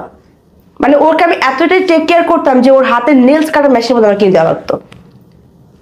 যদি আপনার সাথে ও আসবে, এটা দেখার পর এটা দেখার পর ও আপনার সাথে আসতে চাবে। আমি জাস্ট এতটুকু বলবো যে কোনটা মিথ্যার কোনটা সত্য, আমি চাই এটা ওইখানে সে যাচাই করুক যে আমার জন্য তুর্যা কোনটা করে নাই। তাকে আমি এতটা টেক কেয়ার করতাম। ব্রেকআপ হইলো কেন? আমি এই মেন ইস্যুতে আসতেছি। হসপিটালটা আগে শুনি, আমি হসপিটালটা আটকে। হ্যাঁ, এখান থেকে আসতেছি। ওই যে বললাম যে 22 দিন যে দেখা যে হয় নাই, এরপর ওর সাথে আমার একটা মিট করার প্ল্যানিং ছিল। ওকে ওই দিন আমার মনে আছে, আমি ওই দিনকে খুব করে বলতেছিলাম যে ওকে আমি স্যার বলে ডাকতাম, ইভেন সে আমাকে ম্যাডাম বলে ডাকতো। আমাদের স্টোরিটা শুরু হয় এখান থেকে, স্যার ম্যাডাম। আমাদের টিকটকে স্যার ম্যাডাম সার্চ করলে এটা চলে আসে। তো তাকে আমি একটা কথা, ওই মুমেন্টের কথা বলছিলাম যে আপনাকে অনেকদিন দেখি না, আই নিড এ হাগ, আমার এটা প্রয়োজন। সো ও বলতেছে ঠিক আছে ম্যাডাম, 22 দিন তো কষ্ট করছেন, এটা জাস্ট জমায় রেখে দেন, আসলে পরে দিয়ে দিন। বিলিভ করবেন কিনা জানি না, ওই যে 22টা দিন ওয়েট করতে পারছি, কিন্তু এই কথা বলার পর কেন ওয়েট করতে পারছিলাম যে ওকে ফাইন আমার রাইট না এখনই লাগবে। সো ও, আমি হাত কাটলাম তখন ও আসে নাই, রক্ত দেখেও আসে নাই। আমার হাতের মধ্যে সেলাই পড়লো, মেবি তখন 7টা সেলাই পড়ছে, ও তখন ওই সেলাইগুলো দেখেও আসে নাই। ওর শুটিং ডেট পড়লো, তখন ও আসলো। আমার কাছে না কেন জানি ওই ব্যাপারটা একসেপ্ট করতে পারি না। আমি কেন ইম্পর্টেন্ট না, কাজটা কেন ইম্পর্টেন্ট? যে তোমার জন্য সবকিছু ছেড়ে দিল, যে তোমার জন্য সবকিছু করতেছে, তুমি তার জন্য এতটুকু করতে পারলে না? সে গ্রাম থেকে আসতে পারলো না, যখন তার শুটিং, যখন ডেট যখন ঠিক হলো, তখন সে আসলো ঢাকাতে। ইভেন ওই দিনকে পর থেকে স্টিল আজও পর্যন্ত তাকে হাত করতে পারি, ওই সুযোগটা হয়ই নাই। ওই যে দেখা হলো আমাদের 22 দিন ঝগড়া হওয়ার পর, এরপর থেকে কেন যেন একটা গ্যাপিং সৃষ্টি হয়ে গেছিল প্রচুর। মানে এই গ্যাপিংটা কেন যেন কাটতেছিল না, মানে মনে হচ্ছে সে আমার কাছে নতুন, আমি তার কাছে নতুন, মানে কোনোভাবেই রিলেশনটা আগের মতো করে কন্টিনিউ করাটা পসিবল হচ্ছিল না। একটা গ্যাপিং সৃষ্টি হয়ে গেছে, মনে হচ্ছে কি মাঝখানে কোনো কিছু একটা আছে, মানে এখান থেকে আসতেছে এখান থেকে আসতেছে, একটা কোনো কিছু একটা গ্যাপিং দিচ্ছে আমাদের, মানে কোনোভাবেই মানে অ্যাটাচ হওয়ার কোনো সিস্টেম নাই, মানে হচ্ছে না। একটা বিহেভিয়ার মেনটেন করতেছে, আমি তাকে আপনি করে বলতেছি, সে আমাকে আপনি করে বলতেছে, কেমন একটা চেঞ্জ হয়ে গেছে। বাট এই চেঞ্জটা নিতে পারতেছিলাম না। তো দেখতেছি এরকমের আরো 3-4 দিন পরে এই চেঞ্জটা আসতেইছে, মানে এটা আসলে ঠিক হচ্ছে না, মানে দিন দিন মানে দ্রুত বাড়তেছে। আমরা প্ল্যানিং করলাম, এর মধ্যে আমার বড় ভাই যে বুলবুল, ওর বিয়ে ঠিক হয়ে গেল। বিয়ের একটা ডেট মেট ঠিক হলো। আমার ভাইয়ের বিয়ে হচ্ছে 26 অক্টোবর, ওর সাথে আমি দেখা করি 21 অক্টোবর। এটা হচ্ছে ওই 22 দিন মিট হওয়ার পর একদিন মিট হলো, দেন আরেকবার মিট হলো। আমি জানতাম না যে আমাদের ওই 22 অক্টোবর আমাদের লাস্ট মিট হবে। 22 অক্টোবর তার সাথে আমি প্ল্যানিং করলাম যে ওকে ফাইন স্যার, তাহলে আমরা দুজনে একই সেম ড্রেস পরবো ভাইয়ের বিয়েতে। যেহেতু আমার ভাই একটা, আমাদের অনেক প্ল্যানিং ছিল, আর যেহেতু আমার পুরান ঢাকার, সো পুরান ঢাকার বিয়ে কিন্তু একটু জমজমাট হয় আর কি। সো আমি প্ল্যানিং করলাম ওকে ফাইন আমরা তাহলে একই ড্রেস পরবো। সাথে আমার একটা ফ্রেন্ড ছিল, ও কস্টিউম ডিজাইনার, ওকে নিয়ে আমি ওর সাথে মিট করতে যাই। মিট করতে গেলে আমরা রবীন্দ্র সরোবরের ওখানে বসি। ওর ওর এক্সের দেওয়া শার্ট পরে আসছে। আমি আগে একটা ফার্ম, আমি কিন্তু টক্সিনা কেন, আমি এটা একটু শেয়ার করি। তার সাথে যখন রিলেশন যখন শুরু হয়, তখন সে আমাকে একটা কথা বলছিল যে তুই, আমি তো তার সাথে জুটি বেঁধে কাজ করতেছি, আমি তার সাথে কাজ করতে চাই। আমাকে ওকে ফাইন। আমার কথা হচ্ছে ভাই সম্পর্ক নষ্ট হতেই পারে, যেমন আপনার হচ্ছে তাহসান ভাই, মিথিলা, তাদের সম্পর্ক নষ্ট হয়ে গেছে না, তারা একই ফ্রেমে কাজ করতেছে না, কিছুদিন সাথে মেনটেন করতেছে। তা আমি ভাবছি ওকে ফাইন, তোমরা করতে পারো, বাট কিছু মেনটেন করো। তাদের আমি কাজ ইভেন তারা একের পর তারা 3-4টা কাজ করছে, আমাদের কাজ করতে দিয়েছি। এর মধ্যে অনেক ঝামেলা হয়েছে তাদের মধ্যে। ওকে ফাইন, কাজ করতে দিলাম, তারা কাজ করলো, তারা একসাথে বসে খায় দায় মিট করে, সবকিছু মেনে নিলাম। ওই মেয়েটার, আমি তো তাকে 18 মাস তাকে দিচ্ছি, তাকে তো আমি 18 মাস তাকে তো সমস্ত দিচ্ছি, আমি তাকে শপিং করেছি, তাকে জুতা কিনে দিচ্ছি, তাকে মানে এভরিথিং তার আমি খরচ বহন করতেছি। তাহলে কেন ভাই তার দেওয়া শার্ট কেন পরতে হবে? আমার সাথে দেখা করতে আসে। হ্যাঁ, ইভেন এটা 5 বার রিপিট করছে, সেই শার্টটা আরো 4 বার পরে আসছে। তাকে আমি 4 বারই গিয়ে মলে গিয়ে শার্ট কিনে দিচ্ছি, তো তাকে বুঝতে দিই নাই যে তুমি শার্টটা পরো না, আমার খারাপ লাগে। আমি চাইছি তুমি বুঝো শার্টটা আমার পছন্দ না, তো শার্টটা পরো, অন্য কোথাও শুটিং এ পরো বা অন্য কার সামনে পরো, আমার সামনে না। তো সে আমাকে বারবার একই কথা বলে, আমি মিস্টেকলি পরে আসছি। ভাই মিস্টেক কেন পরে আসবে? তুমি শার্টটা যখন পরছো তুমি তো তখন আয়রন করে পরতেছো, দ্যাটস মিন তুমি ইচ্ছা করেই পরতেছো। ওকে ফাইন, সে 22 অক্টোবর শার্টটা পরে আসলো। আমি দূর থেকে দেখে না আমার খারাপ লাগছে। তো খারাপ লাগার পর আমি জাস্ট সামনে আসলো, তাকে জিজ্ঞাসা করলাম যে আবার শার্টটা পরে আসছেন? তো সে আমাকে বললো যে পড়ছি, তো কি হয়েছে? স্টিল তার সাথে আমার ফ্রেন্ড। ওকে ফাইন, এই কথা বলার পর আমি কোথাও একটা জায়গাতে বসলাম। বসার পর ওরা কথা বলতেছে নিজেদের মধ্যে, বাট আমার অ্যাটেনশন কেন যেন শার্টের উপর পড়ে আছে। আমি ওই শার্ট থেকে কেন যেন চোখ ফেরাতে পারতেছি না, যে কেন ভাই একই ভুল বারবার কেন সে করতেছে? না করলেও তো হয়, একটা মানুষের জিনিসটা পছন্দ না, সে মানুষ আমাকে বলতেছে, সেটা আমি কেন বারবার রিপিট করতেছি? দ্যাটস মিন কি এখানে আমার ভুলটা হয়তো কম ছিল, আমার গ্রাহ্য হয়তো কম ছিল। তাকে আমি জিজ্ঞাসা করলাম, সে আমাকে আবার সে একই রিপিট করলো। ইভেন তখন একটা ধমকি দিয়ে রিপিট আমাকে করলো যে পড়ছি তো কি হয়েছে। তো এই কথাটা এই পর্যন্ত কেন ছিল, বাট এরপর যে সে আমাকে যে লজিকগুলো দেখাইছে, এই লজিকটা টু মাচ ব্যাড ছিল আমার জন্য। কি বলছে? সে আমাকে এইভাবে কথা বলতেছে যে আমি তোমাকে হাত ধরছি, আমি কি আমার হাত কেটে ফেলবো? আমি তোমাকে টাচ করছি, মানে এরকমের একটা স্টুপিড টাইপের একটা লজিক ছিল, ইফ ইউ ডোন্ট মাইন্ড। যে আমাকে বলতেছে যে আমি তোমাকে কিস করছি, আমার ঠোঁট কেটে ফেলবো। মানে এইটা হচ্ছে পৃথিবীর সব থেকে বাজে কোনো লজিক। এই কথাটা আমি কেন জানি ওই সময় নিতে পারি নাই। ইভেন রাইট তো আমার ফ্রেন্ড সাথে, ওই সময় আসলে পসিবল হচ্ছিল না আমার নেওয়াটা। আমার কাছে ভাই তুমি শার্টটা পরে আসছো, তুমি বলো নেক্সট ডে পরবা না, ভাই নেক্সট ডে ভুলটা করবা না। ওইখান থেকে আমি এই কথা শুনে না, আমি জাস্ট অটোমেটিক আমার তখন চোখে পানি চলে আসছে যে এই এই এই এক্সকিউজটা কেন দিতে হবে? অন্য কিছু দিতে পারতো। ওকে ফাইন, সে আমাকে তখন বললেই হতো যে তুই যা, ঠিক আছে এটা আমি আর পড়বো না, ভুল হয়েছে, রিপিট করে ফেলছে আর পড়বো না। তখন সেটা আমাকে বলে নাই। আমি সেখান থেকে উঠে চলে আসলাম, রিক্সা নিলাম, চলে আসলাম বাসায় আসার পর সেও বাসায় চলে গেল। বাসায় আসার পর আমার ফোন তখন 1% চার্জ ছিল। তখন তাকে আমি বললাম যে ওকে ফাইন, তাহলে আমি ফোন চার্জে দিয়ে দেন শাওয়ার করে আমি আপনাকে ফোন দিচ্ছি। ঠিক আছে। তখন তাকে স্ক্রিনশট দিলাম যে ফোনে চার্জ নেই, নাহলে সে ভাবতে পারে যে আমি রাগ করে চলে আসছি, দ্যাটস কথা বলতেছি না। তাকে তখন আমি স্ক্রিনশট দিলাম যে আমার ফোনে চার্জ নেই, আমি পরে কথা বলতেছি, আধা ঘন্টা 1 ঘন্টা পর। আবার আমার হয় কি যে আমি একটু রাগ করছি, আমি যার সাথে রাগ করি না কেন তাতে আমি একটু সময় না ট্রাই করি। আমার কাছে মনে হয় তৎক্ষণিক কথা বলে হয়তো ব্যাপারটা খুব ঝামেলা হয়ে যাবে, মানে ঝগড়া অনেক বড় হয়ে যাবে, তো বড় কথা দরকার নেই, ছড়িয়ে থাকুক।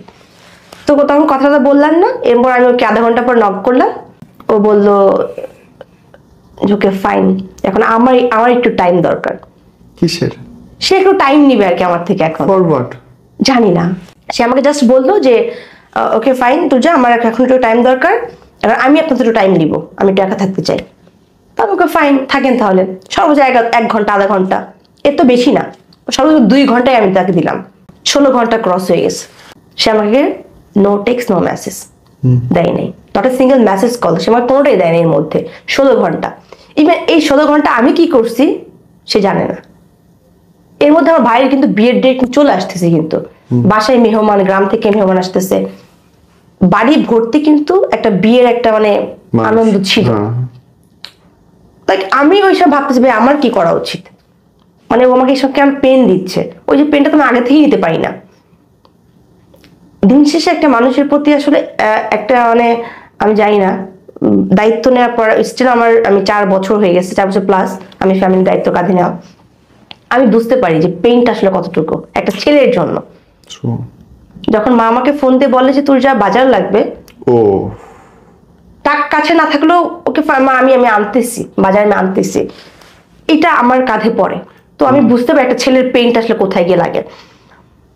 তো ওই মোমেন্টে গিয়ে আমার ভাইয়ের বিয়ের টাকা আমাকে অ্যারেঞ্জ করতে হবে, ওই মোমেন্টে গিয়ে আমার বোনের যে টাকাটা নিছি ওইটা আমার ব্যাক করতে হবে। এই 2টা প্রবলেম, এগুলো বাসা ভাড়া, এই 3টা প্রবলেম আমাকে এমন ভাবে ঘিরে ধরছে, বিলিভ করবে কি জানি না, আমার মনে হচ্ছে মাথা আমার তারটা সব ছিঁড়ে যাচ্ছে। এর মধ্যে ওর একটা পেন, কোনোভাবেই নিতে পারতেছিলাম না।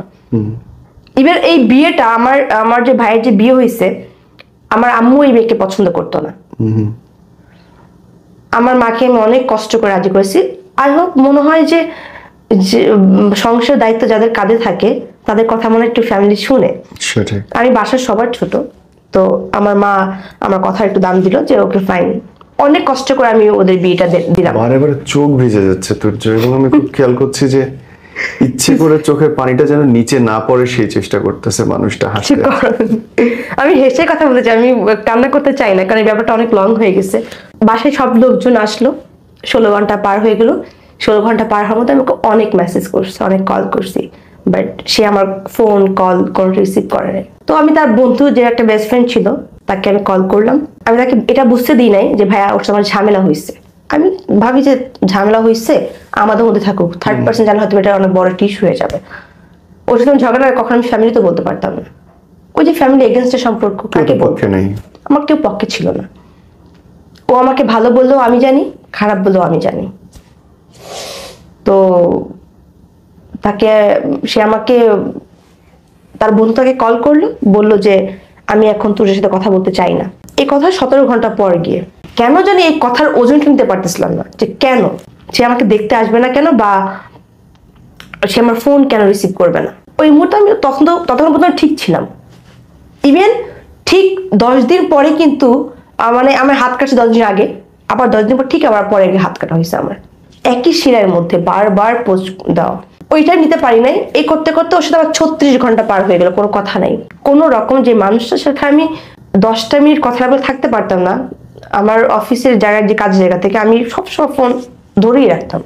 আমার যারা কলিগরা ছিল তারা আমার কোনো কথা বলতো, আমি টলারেট করতাম। ওই মানুষের আমার 36টা ঘন্টা কথা হচ্ছে না, এটা আমার কাছে অনেক বিগ একটা ইস্যু ছিল, যে সে আমার সাথে কেন কথা বলতেছে না, আমি কি ভুলটা করছি। ভুল তো সে করছে, স্বীকার করলে সে করবে, নত হলে সে হবে, আমি কেন। ওকে ফাইন, চলে গেল 36 ঘন্টা চলে গেল। তাকে আমি জাস্ট একটাবার ফোন দিয়ে জিজ্ঞাসা করছি অন্য নাম্বার থেকে। ইভেন ওই মোমেন্ট আমার এমন হয়েছে যে আমার কান্না করলে, চিৎকার করে কান্না করলে আমার নাক দিয়ে রক্ত বের হয়ে যায়। এটা তার সামনে আমার অনেকবার হয়েছে। ইভেন আমার জোরে কথা বলার প্রবলেম আছে, জোরে কথা বলতে ভয় পেয়ে যায়। তো ওই মোমেন্টে গিয়ে আমার সাথে এমন হয়েছে, তার সাথে আমি কথা বলতে না পেরে আমি এত জোরে জোরে কান্না করতেছি, আমার নাক দিয়ে রক্ত বেড়ে গেছে। আমি তাকে ছবি তুলে পাঠাইছি, সে খুব সুন্দর করে বলতে সিম্প্যাথি করতেছে। ওকে ফাইন, আমি বাসা থেকে একটু বের হলাম। বাসা থেকে বের হয়ে আমার বাসার নিচে একটা ফার্মেসি ছিল, ওখান থেকে মেডিসিন কিনলাম। প্রথম কিনলাম 7টা মেডিসিন, তারপর আমি 8টা রিক্সা চেঞ্জ করাইছি শুধুমাত্র অন্য মেডিসিন দোকান থেকে মেডিসিন নেওয়ার জন্য। এখন একদম তার মেডিসিন নেওয়া পসিবল না। এই করতে করতে 67 মেডিসিন নিয়ে নিছি আমি। বাসায় গেলাম, সব মেডিসিন শাসা করে খেয়ে ফেলছি। ইভেন ওই মুমেন্টে আমি এমন একটা লাইভ করতেছি, মানে আমি লাইভ না, একটা ভিডিও করতেছিলাম। আমি মনে করছি কি যে হয়তো মানুষ 10টা-5টা মেডিসিন খেয়ে মরে যায়, আর সেখানে আমি 7টা প্লাস মেডিসিন খাইতেছি, অফকোর্স মরে যাবো। তা আমি একটা ভিডিও করছিলাম যেখানে আমার এক্স এর কোনো দোষ নেই, আমি আমার ফ্যামিলি পেনের জন্য, মানে আমার এই মরার জন্য আমার ফ্যামিলি দায়ী, এরকম একটা জিনিস আমি বাট ওকে বোঝাচ্ছিলাম যে ওর জন্য আমি এরকম কিছু করতেছি। মেডিসিন খেলাম, এর মধ্যে 25 অক্টোবর চলে আসলো, আমার যেদিন আমার ভাইয়ের গায়ে হলুদ। আমি তখন তো ঠিকই ছিলাম, জাস্ট মেডিসিন গুলো খাইছিলাম। ঠিক থাকার পর আমি জানি না আমি কখন হাতে মানে ছুরি নিছি, কখন হাত কাটছি। এ করতে করতে আমার হাতের মধ্যে আমি 28 স্টেপ দিয়ে দিছি, 28টা মানে পোজ দিয়ে দিছি। তার মধ্যে 2টা রক আমার কেটে গেছে, এইখানে একটা রক, এইখানে একটা রক কেটে গেছে আমার বাসার ফ্লোর সাদা, তো বাসা তখন কেউ ছিল না। আমি একটা প্ল্যানিং করতেছিলাম যে আমার মানে চারদিকে এত পেন কেন নিতে পারতেছিলাম না। মা একটা পেন দিচ্ছে, বাবা একটা পেন দিচ্ছে, ও একটা পেন দিচ্ছে, টাকার একটা পেন, মানে এতগুলো পেন। এর মধ্যে আমার চাকরি নেই, এতগুলো পেন, মানে সংসার চালাবো কিভাবে, মানে এতগুলো পেনের মধ্যে ওর পেনটা সব থেকে বড় প্যাথেটিক ছিল আমার কাছে। যে ও কেন আমার সিচুয়েশনটা বুঝতে পারতেছে না, যে আমি কোথায় দাঁড়িয়ে আছি। ওটা কেন আমার কথা ওর থেকে চাওয়া ছিল, তুমি আমার ভাই আমার পরিস্থিতি একটু বুঝো, তুমি কেন বুঝতে পারছো, তোমাকে কেন ইগনোর করতেছো, কেন আমাকে এভাবে মানে হ্যাসেলের মধ্যে মানে ফেলে রাখছো। আমি কখন হাত কাটছি, কখন কি করছি আমি কিচ্ছু জানি না। বাসায় আম্মু আসলো, আমাকে সাধারণত আমি বাসায় থাকলে আমাদের আমার একটা বিজনেস সাইট আছে কসমেটিক্সের, তো সে করে কি আমাকে ঘর থেকে বাড়ি থেকে তালা মেরে চলে যায়। আমি যেহেতু 10টার মধ্যে ঘুমায় থাকি, তো ওই দিনকে করছে যে আম্মু তালা মেরে চলে গেছে। আমি জাস্ট খুঁজতেছিলাম যে ঘর কখন ফাঁকা হবে, কখন আমি একটা নিব। তো ঘর টোটালি পুরোপুরি ফাঁকা। আমি জাস্ট ছুরিটা নিলাম, নিয়ে ওই কাটার উপর আমি কাটতেছি। তখন তো মেডিসিন খাচ্ছি, আমি ব্যথা পাইনি, এটা আমার সত্যি কথা, আমার মনে নেই তখন কি করছি না করছি। আমার ভাই আসলো, ওরা আমার প্রতি এতটাই রাগ ছিল, আমার বোন আমার প্রতি এতটাই রাগ ছিল যে আমি ওই সময় বোন আমাকে মারতেছে, আমার বোন আমাকে মানে বেধর্ষ থাপ্পড় মারতেছে, সেন্স আনার চেষ্টা করছিল। তো আমাকে আমার বাসার পাশে যে মেডিকেল গুলো ছিল ওখানে নিয়ে যাওয়া হলো। মানে আমাকে যখন কোলে যখন নিচ্ছে, এটা আমি তখন সেন্স আমার নাই, এটা হচ্ছে শোনা কথা। যখন আমাকে কেউ কোলে করে রিক্সা করে নিয়ে গেছে, রিক্সা পর্যন্ত ভিজে গেছে।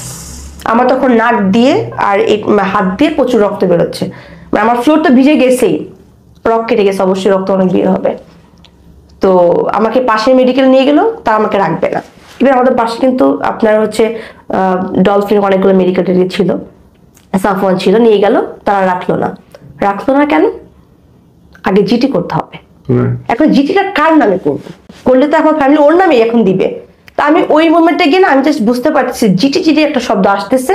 আমি তখন ভাবছি যে না বাবা, এরা হয়তো একটা ঝামেলা সৃষ্টি করে ফেলবে। আমাকে ওই মেডিকেল থেকে ফেরত দেওয়া হলো, আমাকে নিয়ে গেল ঢাকা মেডিকেল। আমি সব থেকে অপছন্দ আমার ঢাকা মেডিকেলটাই, আমার একদম পছন্দ না। ঢাকা মেডিকেল একটাতে নিয়ে গেল, পুলিশ অনেক ঝামেলা করতেছিল ওই দিনকে। আগে মামলা করেন, তারপর পেশেন্ট নিয়ে যান। বোন বললো মামলা পরে করবো, আগে পেশেন্টকে সুস্থ করেন। ডক্টর আসলো, আমার বোনের কাছে আসলো, বন্ডে সই করতে দিল, বলে যে বন্ডে সই করেন।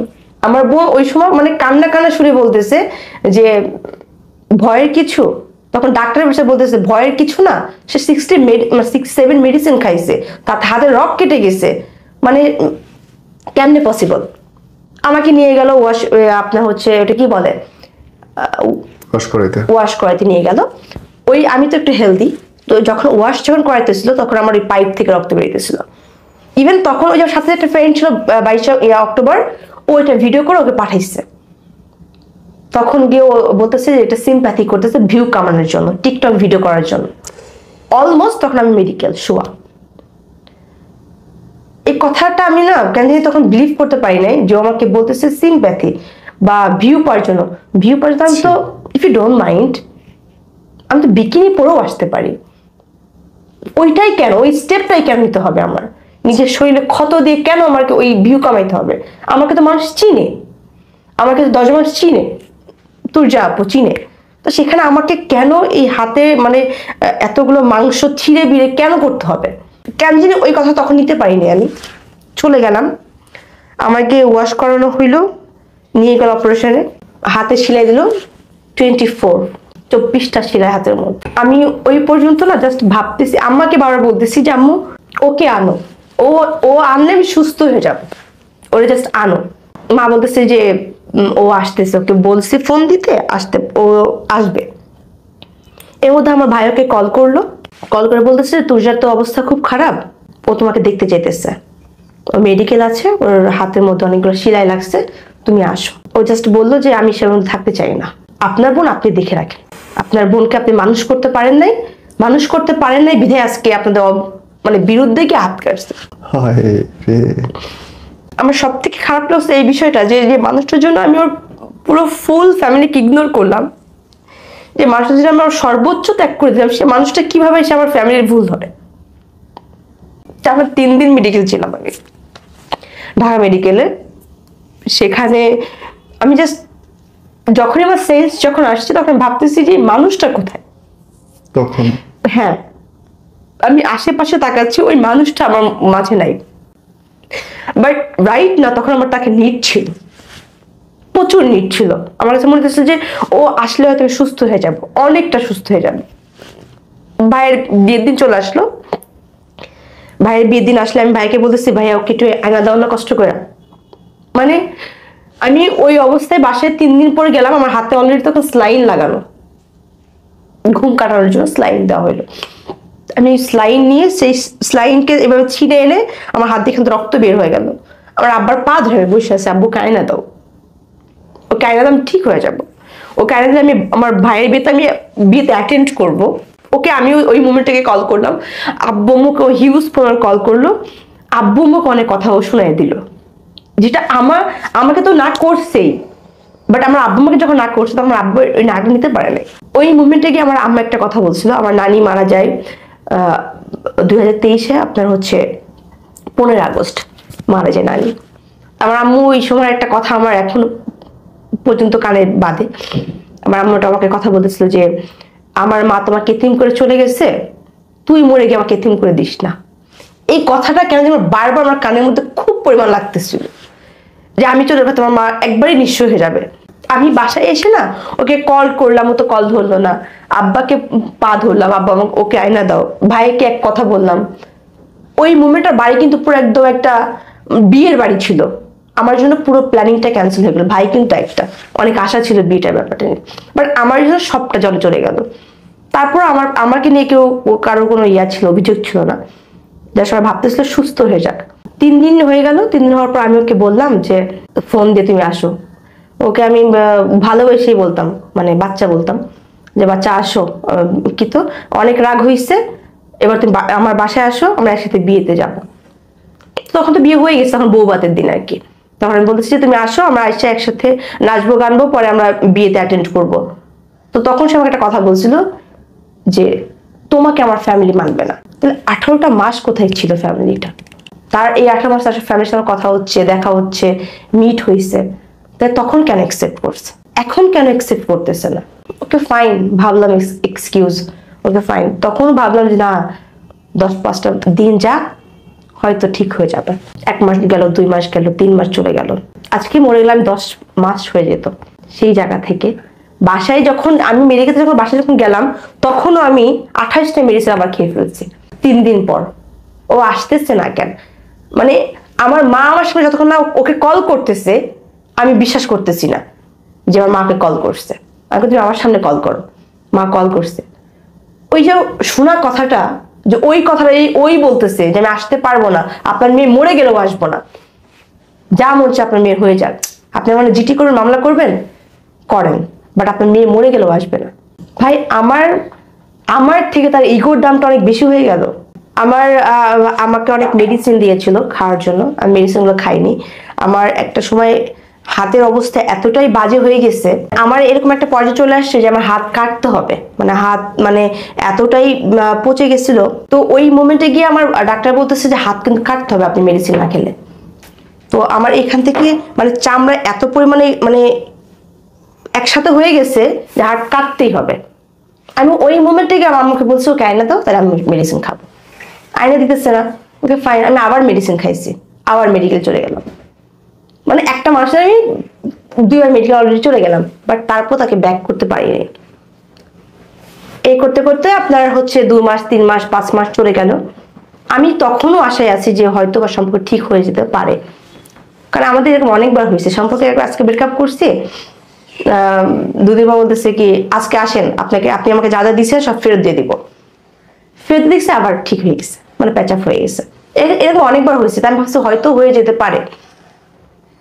ওই মুহূর্তে আমার ভাই আমাকে অনেকবার বলতেছে যে তুই আমাকে নাম্বার দে, ওর নাম্বার দে, ওর লোকেশন আমাকে দে, ওকে আমি উঠায় আনবো।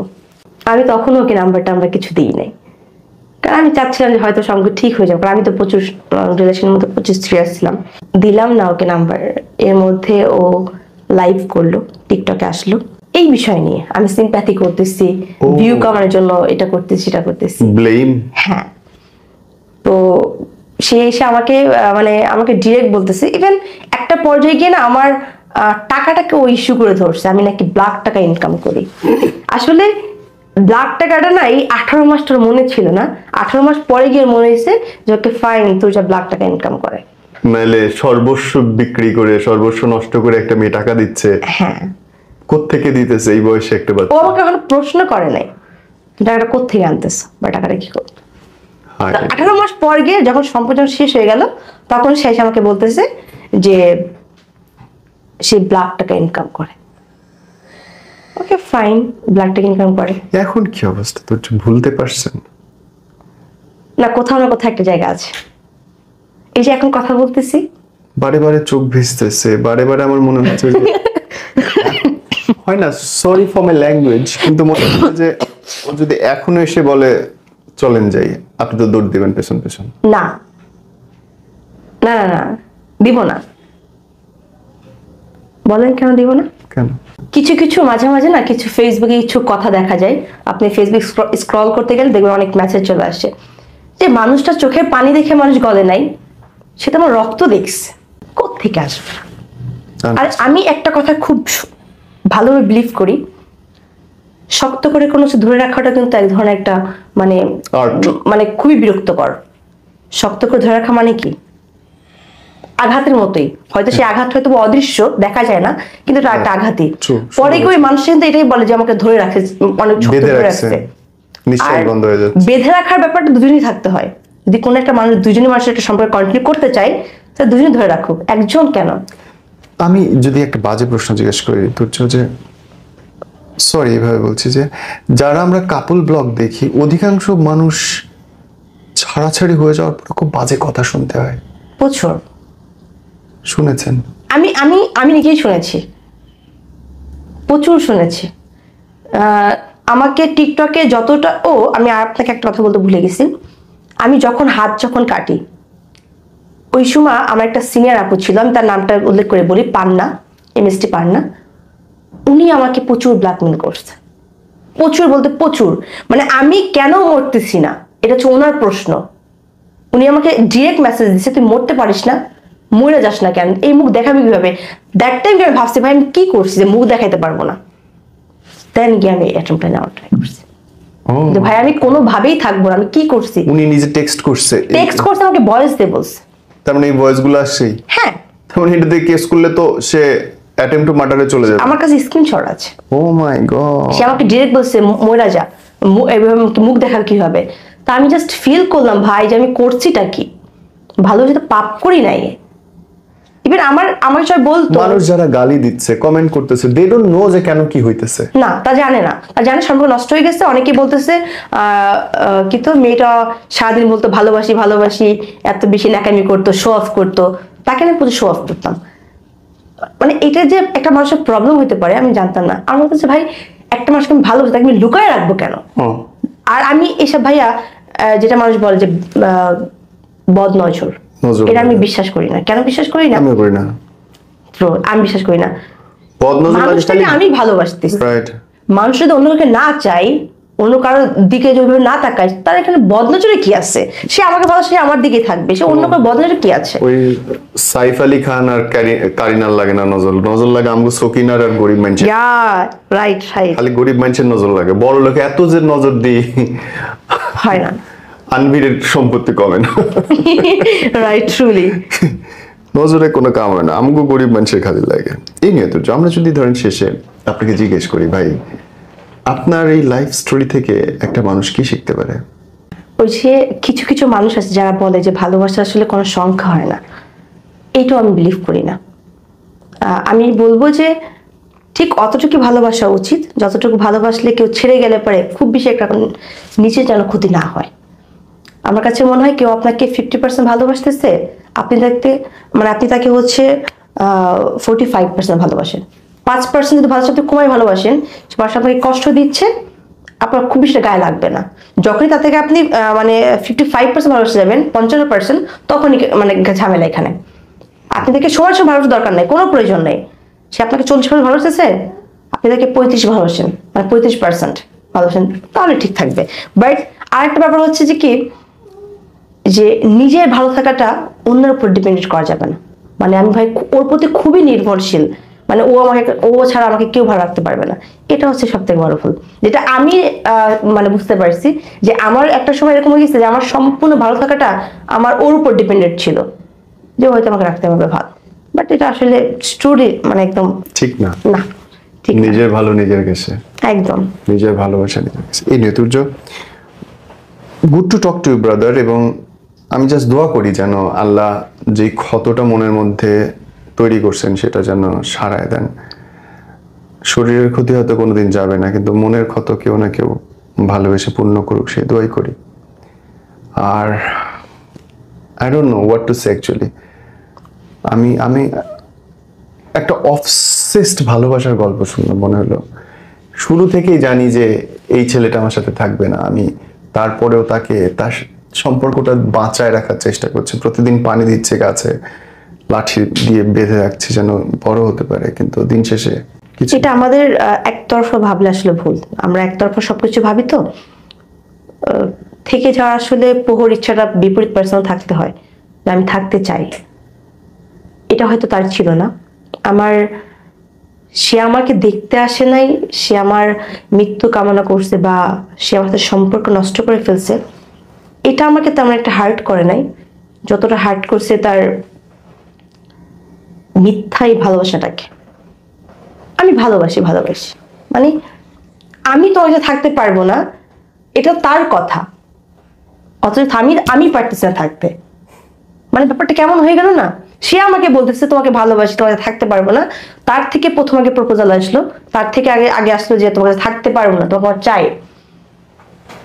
বাট স্টিল না, সে ভালো আছে, রাইট না, সে ভালো আছে, আমি নাই। আমি 9 মাসেও গিয়ে মুভ অন করতে পারিনি। আমি যখনই কোনো টিকটক করি, আমার টিকটকের মধ্যে 800-900 করে কমেন্ট আসে, 4000+ কমেন্ট আসে আমার ভিডিওর মধ্যে। সবাই আমাকে জিজ্ঞাসা করে যে আপু, ইন ফিউচার হয়তো আল্লাহ তোমাদের ভালো কিছু রাখছে। ইভেন ও যখনই আমাকে যত মানুষের বাজে কমেন্ট যত আমাকে বাদ দিকে ঠেলে দিচ্ছে, আবার ঠিক পজিটিভ মেসেজগুলো আমাকে অনেকটা হেল্প করছে এখানে শক্ত হইতে। আমাকে অনেক মানুষ সাপোর্ট করছে টিকটক থেকে, যে আপু ইনশাল্লাহ ভালো কিছু হবে। আজকে এই কথাগুলো বলার কারণ হচ্ছে কি, যে ও আমাকে যে ব্লেমগুলো যে দেয়, এই ব্লেমগুলো কেন নিতে পারি না। ইভেন 38 নাম্বার যে যাদের, আমি ওর 38 নাম্বার গার্লফ্রেন্ড, একটা পার্সন আই নো যে ও আপনার এখানে আসবে, এই ভিডিও দেখার পর আসবে, ও একটা প্রুফ দেখাইতে পারবে না যে এই মেয়েটাকে আমি এই কারণে ছাড়তে পারছি। আমাকে দেখাতে হবে না, ও 38-37 যে মেয়ে দেখানো দরকার না, আমাকে এটা দেখাই দিক যে আমি তুজাকে এই কারণে ছাড়ছি। আমার ভুল এটা ছিল, আমার ভুল, আমি তাকে চাই, আমি তাকে বলছিও যে আপনি আমাকে দেখাই দিয়ে যান যে তুজা তোমার এই ভুলটা ছিল। 60টা কোনো ইস্যু না, 60টা ব্যাপার ছিল, তুমি বলতেই পারতা আমার ভুল ছিল, ওকে ফাইন, খুব ইজিলি ছিল, বাট সেটাকে কেন্দ্র করে সেটাকে ইস্যু করে একটা একটা স্টোরি বানায়া খুবই বিরক্তকর ছিল। Too much logic. ছেড়ে যাবি, ডিরেক্ট যা, হ্যাঁ, তাকে আমি আগেই বলেছিলাম তুমি তো যাইতে যদি ইচ্ছা হয় ভাই যাও, আমি ধরে রাখা করছি বিশ্বাসই না। আটকায় রাখা তো নাই না ভাই ভালোবাসা তো গরু ছাগল না তাকে মাঠে শান্ত করে রাখার জন্য তাকে বেঁধে রাখবো। ভালোবাসলে ভাই পাখির মতো ভালোবাসতে হবে, হাতে ধরবো ছেড়ে চলে যাবে। তার যে কখনো মনে হয় যে সে আসবে আসবে, না হলে নাই। কারণ আমার কাছে মনে হয় যে পোষ মারা সবকিছুই থাকে, মানুষগুলো থাকে না। মানুষগুলো খুব উড়াল পাখি। উড়াল পাখি। ভালো কিছু, আমাকে অনেকেই টিকটকে এইভাবে কমেন্ট করে বেটার কিছু হয়তো পাইছে। ভাইয়া চোখে লাগার মতো ভালো লাগার মতো অনেক কিছু আছে। আপনি যদি চান যে আপনি MBBS কমপ্লিট করেছেন, আপনি তার থেকে আপ লেভেলে করবেন, অফকোর্স পাবেন। যদি আপনার চিন্তা ভাবনা আপনি নিচে রাখেন যে আমি এর থেকে নিচেও করতে পারি, করতে পারবেন। আমি যদি মনে করি ভাই আমি ইন্টার পাস করছি, আমি একজন হাই লেভেলের মানুষকে বিয়ে করবো, সেটাও করতে পারবো। এটা ডিপেন্ড করে একটা মানুষের মন মানসিকতার উপর ডিপেন্ড করে। তবে এই যে ভাই বেটার যে অপশনটা, বেটার সবাই পায়, হয়তো কেউ পায় কেউ তো পায় না, বাট সবাই পায় যদি কেউ খুঁজে। যারা বলছে মানে এইটা থেকে বেটার এইটা। এখন ভাই আমার কাছে আইফোন আছে, আইফোন থেকে বেটার কোনো ফোন নেই আছে, এটা ভাই নামই চলে। বাট যদি আমি আইফোনে যদি প্রবলেম ধরি, আইফোন অনেক প্রবলেম আছে, 2 দিন পর স্টোর শুধু বুক হয়ে যায়। বাট অন্য প্রবলেম নাই, এটা অন্যান্য ফোনে এটা নাই যেটা আইফোনে আছে। সো প্রবলেম প্রত্যেকের সম্পর্কে দেখা যায়, ধরলে সব ধরা যায়, চাঁদেরও খুঁত আছে রে ভাই। অফকোর্স ধরলে সব ধরে। আমি সাথে থাকতে চাই না, মেন ইস্যু হচ্ছে এইটা, আর এর সাথে থাকতে চাই। আমার মজাটা লাগছে কৈতুর্য, পুরোই আমরা 1 ঘন্টা 13 মিনিট শুট করলাম, প্রতিটা মোমেন্টে আমি দেখছি চোখে জল আসছে, জলটা নিচে পড়তে দেয় নাই। না পড়লে বলবি আমি আবার সিম্প্যাথি করতেছি। আই লাভ ইট। এই মেয়েটা কি পরিমাণে শক্ত হইছে, কি পরিমাণে ধাক্কা খাইছে, এটাই জীবন। and that's will makes you happy, that will makes you more successful। আল্লাহ সেটাই করুক। একদম। Take care brother. আমার কাছে ভাই এটা মনে হয়, যারা আর যারা মনে করে, আমি কালকে আমার টিকটক একটা কমেন্ট আসছে, আমাকে একদিন কমেন্ট করছে যে এরা এত সহজে কিভাবে মুভ অন করে। আরে ভাই 9 মাস চলতেছে। 9 মাস না, এটা অনেক হয় কি, আর যে আমাকে কমেন্ট করছে সে 6 বছর ধরে টলারেট করতেছে, তার ব্রেকআপ 6 বছর হয়েছে, সে 6 বছর মানুষ ভুলতে পারেনি। আমার কথা হচ্ছে যে মানুষ আপনাকে ভালোবাসছে, সে মানুষ আপনাকে 6 বছর বসায় রাখছে, আপনাকে কষ্ট দিচ্ছে, সে ভালোবাসছে আপনাকে না, ইম্পসিবল। আসবে না। আপনার চোখের মূল্য নাই, আপনার রাজ্যে জেগে থাকে তার মূল্য নাই, আপনার কেরিয়ার নষ্ট করতেছেন। ভাই প্লিজ মুভ অন। ভুল মানুষের জন্য অপেক্ষা করার কোনো লাভ হয় না, উল্টা আরো ক্ষতি হয়। নিজের লাইফটাকে স্টপ করে রাখাটা হচ্ছে বোকামি, বিশেষ করে ভুল মানুষের জন্য।